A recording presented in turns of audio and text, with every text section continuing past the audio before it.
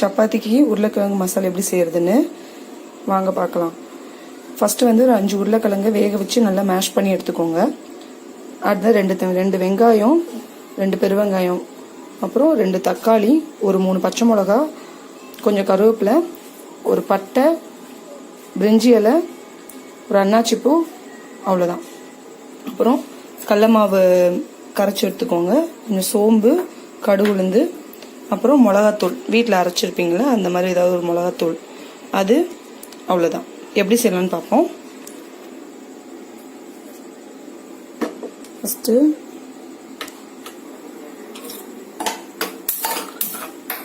அடுப்பை பற்ற வச்சுட்டு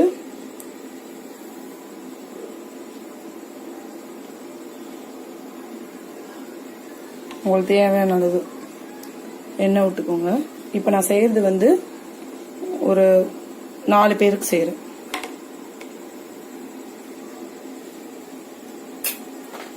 எண்ணெய் நல்லா காஞ்ச பிறகு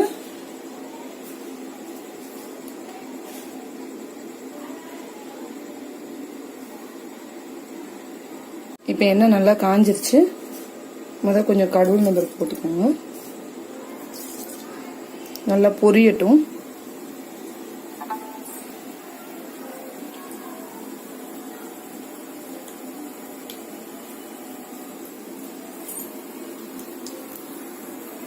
நல்லா பொரிஞ்சிட்டு இருக்கு.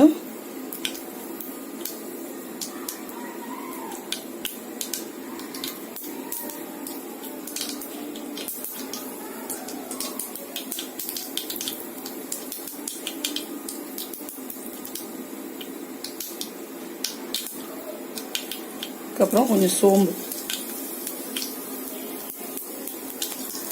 கொஞ்சம்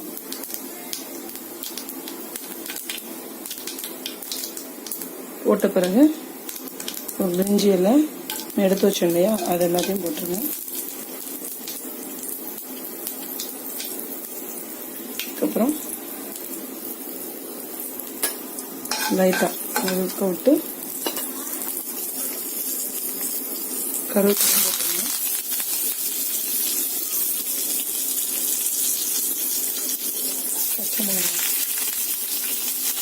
பச்சை மிளகா வந்து உங்களுக்கு காரத்துக்கு அந்த மாதிரி போட்டுக்கோங்க.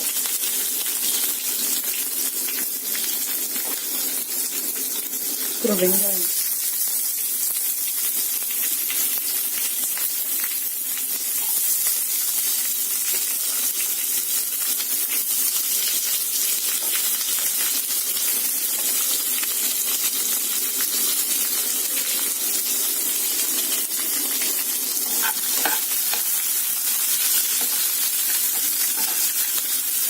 நல்லா வெங்காயம் கண்ணாடி மாதிரி கலர் சேஞ்ச் ஆகிற வரைக்கும் நல்லா வதக்கிக்கோங்க.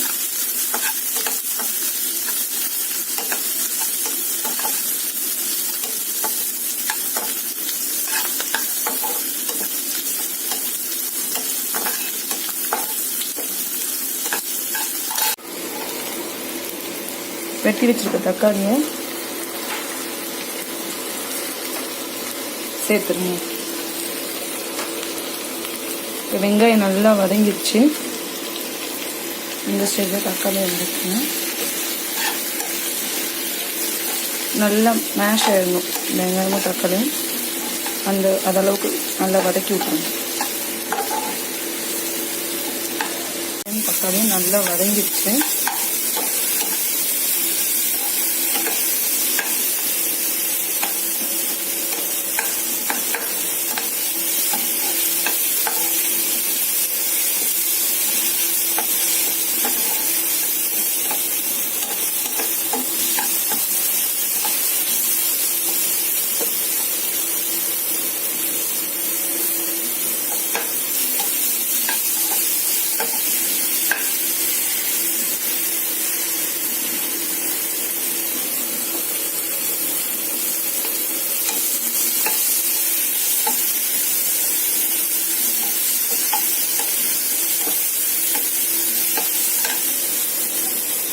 வதங்கின பிறகு எண்ணெயெல்லாம் அப்படியே வந்துருச்சு பார்த்தீங்களா. அந்த ஸ்டேஜில் எடுத்து வச்சிருக்க உருளைக்கிழங்க போட்டுருங்க.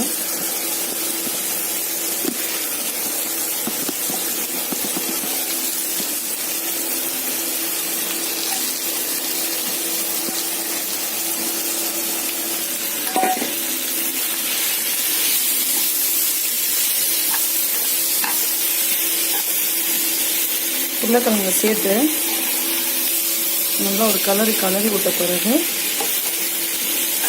தண்ணி ஊற்றுங்க. தண்ணி உங்களுக்கு கிரேவி எவ்வளோ வரணும்னு நினைக்கிறீங்களோ, கிரேவி நல்லா திக்காக வேணும்னா தண்ணி கம்மியாக ஊற்றிக்கோங்க. இல்லைனா நீங்கள் லைட்டாக டிப் ஆகிற அளவுக்கு மட்டும் ஊற்றி லைட்டாக கிளறி விட்டுட்டு நம்ம பொடி சேர்த்துக்கலாம். நான் மிளகாத்தூள் குழம்பு மிளகாத்தூள் அரைச்சி வச்சுருக்கேன், அது போடுறேன். இந்த மிளகாத்தூள் இல்லாதவங்க ஆச்சி குழம்பு மிளகாத்தூள் கிடைக்கும்ல, அது வாங்கி சேர்த்துக்கோங்க.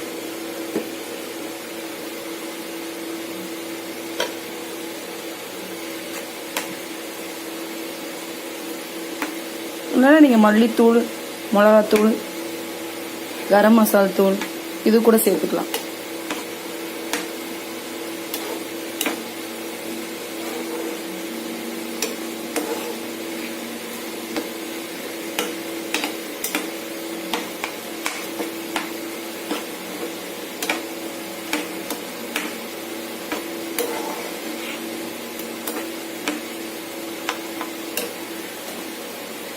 ஒரு கொதி வந்ததுக்கப்புறம் நம்ம கலந்து வச்சுருக்கோம்ல கடல மாவு,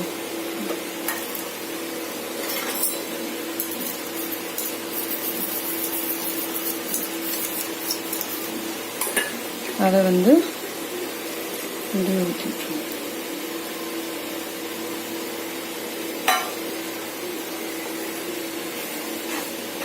எது கடல மாவு ஊற்றுறோன்னா நம்ம குருமா நல்லா ஹோட்டலில் வர மாதிரி கெட்டியாக வரும்.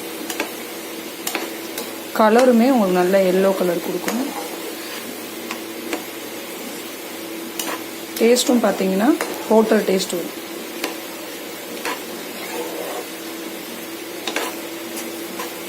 கடல மாவு போட்ட உடனே பார்த்தீங்கன்னா கிழங்கு எல்லாமே திக்காக ஆரம்பிச்சிடும்.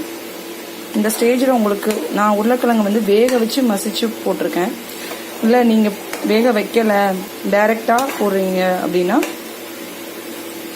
கொஞ்சம் லேட்டாக சேர்த்துக்கோங்க. கடலமா நல்லா கிழங்கெல்லாம் வெந்து வரும்ல, அந்த ஸ்டேஜில் நீங்கள் கடல மாவு ஊற்றிக்கோங்க. இப்போ எனக்கு கொஞ்சம் தண்ணி தேவைப்படுது, நான் தண்ணி சேர்த்துக்கிறேன்.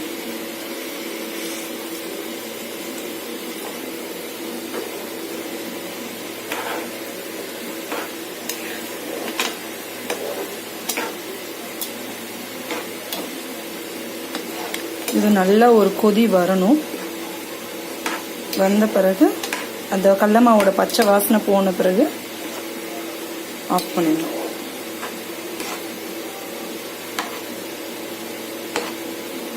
இந்த ஸ்டேஜில் சால்ட்டு காரம் எல்லாம் பார்த்துக்கோங்க. கொஞ்சம் ஃப்ளேமையும் குறைச்சிக்கோங்க, இல்லைன்னா உங்கள் மேலே தெரிக்கும். இப்போ ஒரு சுவையான உருளைக்கிழங்கு குருமா ரெடி.